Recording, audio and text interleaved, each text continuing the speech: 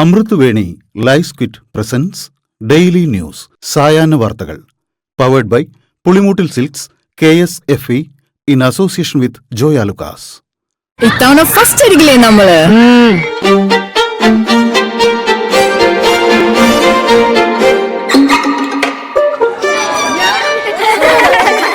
കുട്ടികൾക്കൊക്കെ പെയിൻ ശല്യം ഉണ്ടാകും. അതുകൊണ്ട് ലൈസ് കിറ്റ് ഉപയോഗിച്ച് ക്ലാസ്സിൽ വരാൻ പ്രത്യേകം ശ്രദ്ധിക്കണം. ലൈസ് കിറ്റ് ലൈസ് റിമൂവർ പെയിൻ ശല്യത്തിൽ നിന്നും ഉടനടി ആശ്വാസം.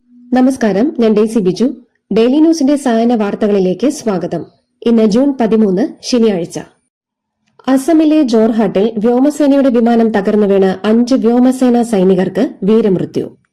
വ്യോമസേനയുടെ AN-32 എന്ന ട്രാൻസ്പോർട്ട് വിമാനമാണ് റോറ എയർഫോഴ്സ് സ്റ്റേഷനിൽ തകർന്നു വീണത്.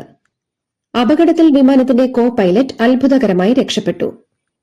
ഇയാളിപ്പോൾ ആശുപത്രിയിൽ ചികിത്സയിലാണ്. അരുണാചൽ പ്രദേശിൽ നിന്ന് പുറപ്പെട്ട വിമാനം അസമിലെ ജോർഹാട്ടിൽ ലാൻഡ് ചെയ്യാൻ ശ്രമിക്കുന്നതിനിടെയായിരുന്നു അപകടം. ദേവസ്വം സ്പെഷ്യൽ ഗവൺമെന്റ് പ്ലീഡറായി നിയമിച്ച KB പ്രദീപ് സ്ഥാനം രാജിവെച്ചു. ശബരിമല സ്വർണ്ണക്കൊള്ളക്കേസിൽ പ്രതിസ്ഥാനത്തുള്ള സ്മാർട്ട് ക്രിയേഷൻസിന്റെ അഭിഭാഷകനായിരുന്ന വ്യക്തിയെ പ്ലീഡറാക്കിയത് വിവാദമായതിനെ തുടർന്ന് മുഖ്യമന്ത്രി രാജിവെക്കാൻ ആവശ്യപ്പെട്ടിരുന്നു. ഇതിന് പിന്നാലെയാണ് രാജി. ഭക്തർക്ക് സംശയമുണ്ടായതിനാലാണ് KB പ്രദീപിനെ പ്ലീഡർ സ്ഥാനത്തുനിന്ന് നീക്കിയതെന്ന് ദേവസ്വം മന്ത്രി K മുരളീധരൻ. പ്രശസ്തനായ ക്രിമിനൽ ലോയർ എന്ന നിലയ്ക്ക് കേസ് നന്നായി വാദിക്കുമെന്ന ഉദ്ദേശത്തിലായിരിക്കും നിയമനം. ഇത് വിവാദമായപ്പോൾ ഭക്തജനങ്ങൾക്ക് വളരെയധികം പ്രയാസമുണ്ടായി എന്നും അദ്ദേഹം പറഞ്ഞു. നിപ്പ ഇതുവരെ വ്യാപിച്ചിട്ടില്ലെന്ന് ആരോഗ്യമന്ത്രി K മുരളീധരൻ. ഇതുവരെ നടത്തിയ എല്ലാ പരിശോധനകളും നെഗറ്റീവായിരുന്നുവെന്നും ഇപ്പോൾ വെന്റിലേറ്ററിലുള്ള രോഗി അതേ കണ്ടീഷനിൽ തന്നെ തുടരുകയാണെന്നും അദ്ദേഹം വ്യക്തമാക്കി. കോഴിക്കോട് ഒരാൾക്ക് നിപ്പ ബാധിച്ച സാഹചര്യത്തിൽ കേന്ദ്ര സംഘം കോഴിക്കോടെത്തി. NIV ICMR സംഘമാണ് എത്തിയത്. ഇവർ ആരോഗ്യവകുപ്പ് ജീവനക്കാരുമായി ചർച്ച നടത്തും. നിപ്പ രോഗിയുമായി സമ്പർക്കമുണ്ടായിരുന്ന 3 പേരുടെ സ്രവ പരിശോധനാ ഫലം നെഗറ്റീവായി. രോഗിയുടെ സമ്പർക്ക പട്ടികയിൽ വന്ന 3 പേരുടെ സ്രവമാണ് പരിശോധിച്ചത്. ഇവരെ ഇന്നലെ ആശുപത്രിയിലേക്ക് മാറ്റിയിരുന്നു. മെഡിക്കൽ കോളേജിൽ നടത്തിയ പരിശോധനയിലാണ് നെഗറ്റീവായത്. ആരോഗ്യവകുപ്പ് നിപ്പയെ വേണ്ട ഗൌരവത്തോടെ കാണുന്നില്ലെന്ന് വിമർശിച്ച് പ്രതിപക്ഷ നേതാവ് പിണറായി വിജയൻ. സർക്കാർ ആരോഗ്യവകുപ്പ് ഏകോപനമില്ലെന്നും വളരെ ശോചനീയമായ നിലയിലാണെന്നും ആരോഗ്യമന്ത്രി വരികയോ ഇടപെടുകയോ ചെയ്തില്ലെന്നും ജാഗ്രതയോടെയുള്ള ഇടപെടൽ ഉണ്ടായില്ല എന്നും പിണറായി വിജയൻ പറഞ്ഞു. കണ്ടെയ്ൻമെന്റ് സോണിലുള്ള ജനങ്ങളെ ഫോണിൽ വിളിക്കാൻ ജനപ്രതിനിധികളെ അനുവദിക്കാത്തതിൽ പ്രതിഷേധിച്ച് നിപ്പ കൺട്രോൾ റൂമിന് മുന്നിൽ കുത്തിയിരിപ്പ് പ്രതിഷേധവുമായി PA മുഹമ്മദ് റിയാസ് MLA. സ്ത്രീകളുടെ സൌജന്യയാത്ര സംബന്ധിച്ച് ജീവനക്കാർക്ക് സർക്കുലർ പുറത്തിറക്കി. KSRTC ബസിന്റെ മുൻവശത്തും വാതിലുകൾക്കും സമീപം പ്രിയദർശിനി എന്ന സ്റ്റിക്കർ പതിക്കണം. സൌജന്യയാത്രയില്ലാത്ത ബസിൽ കയറിയാൽ സ്ത്രീകളോട് ഇക്കാര്യം മുൻകൂട്ടി പറയണമെന്നും സർക്കുലറിലുണ്ട്. ഇന്ത്യ മുന്നണിയിൽ കോൺഗ്രസുമായി സഹകരിക്കുന്നത് അവരെക്കുറിച്ച് വ്യാമോഹം ഉള്ളതുകൊണ്ടല്ലെന്നും BJPയെ അധികാരത്തിൽ നിന്നും ഒഴിവാക്കാനാണ് സഹകരണമെന്നും പ്രതിപക്ഷ നേതാവ് പിണറായി വിജയൻ. കോൺഗ്രസ് കാണിച്ച കടംപിടുത്തം, വാശി എന്നത് ചിലരെ അകറ്റാനിടയാക്കിയെന്നും അദ്ദേഹം പറഞ്ഞു.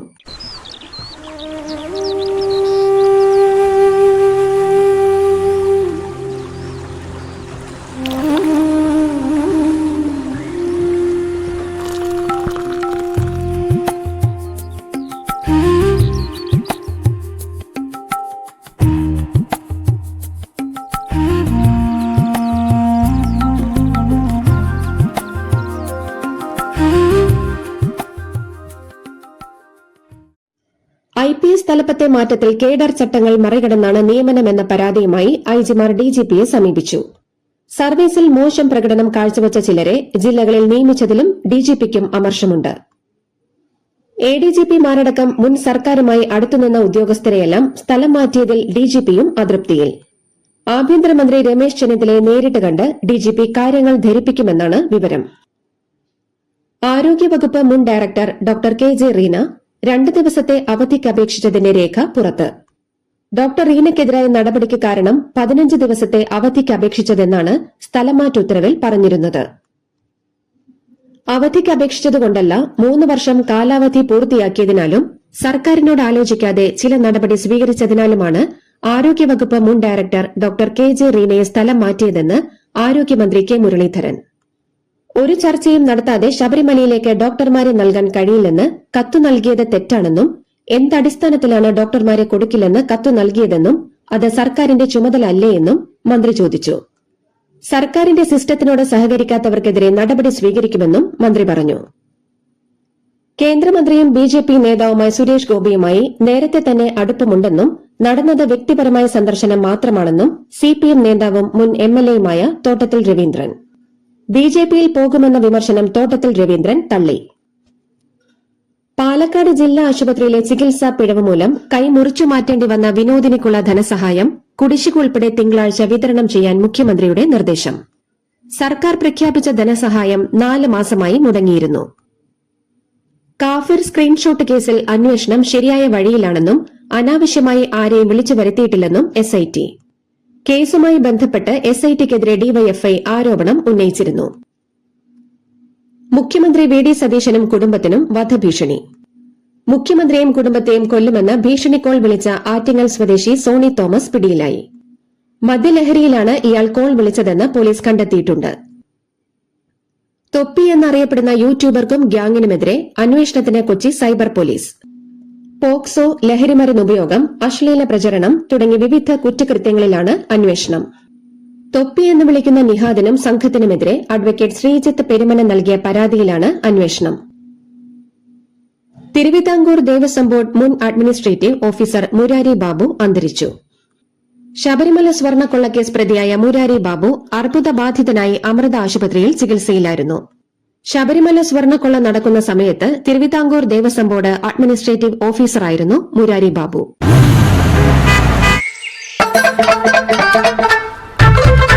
എല്ലാവർക്കും വന്നു ഡാൻഡ്രഫ്, എന്തു ചെയ്യും ചേട്ടാ?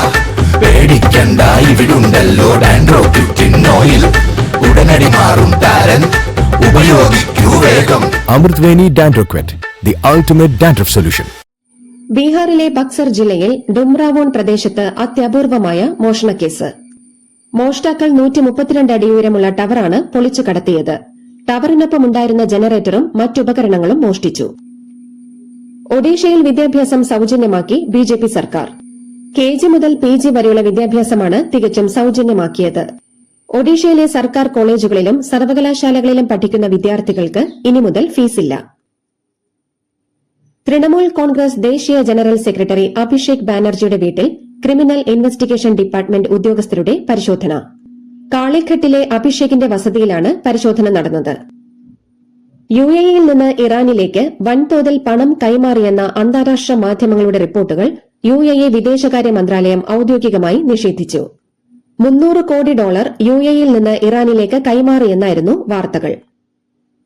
ഇറാൻ ഇന്ത്യൻ കപ്പലുകൾക്ക് നേരെ ആക്രമണം നടത്തിയെന്ന യുഎസ് പ്രസിഡന്റ് ഡൊണാൾഡ് ട്രംപിന്റെ വാദം അടിസ്ഥാനരഹിതമെന്ന് ഇന്ത്യയിലെ ഇറാൻ എംബസി. ഇന്ത്യൻ നാവികരുണ്ടായിരുന്ന വാണിജ്യ കപ്പലുകൾക്ക് നേരെ യുഎസ് നടത്തിയ ആക്രമണത്തിൽ നിന്ന് ശ്രദ്ധ തിരിക്കാനാണ് ട്രംപിന്റെ ശ്രമമെന്ന് ഇറാൻ എംബസി വിമർശിച്ചു. വേൾഡ് കപ്പിലെ ആദ്യ മത്സരത്തിൽ ബ്രസീലിനു വേണ്ടി നെയ്മർ കളത്തിലിറങ്ങില്ല. മൊറോക്കോയുമായുള്ള ഗ്രൂപ്പിലെ ആദ്യ മത്സരത്തിൽ പരിക്കിൽ നിന്നും മോചിതനാവാത്ത താരം കളിക്കില്ലെന്ന് കോച്ച് കാർലോ ആഞ്ചലോട്ടി വ്യക്തമാക്കി. ഇതോടുകൂടി ഡെയിലി ന്യൂസിന്റെ ഇന്നത്തെ സായന വാർത്തകൾ സമാപിക്കുന്നു. ഡെയിലി ന്യൂസിന് വേണ്ടി വാർത്തകൾ വായിച്ചത് ഡെയ്സി ബിജു. DailyNewsLive.in വാർത്തകൾ വിരൽ തുമ്പിൽ.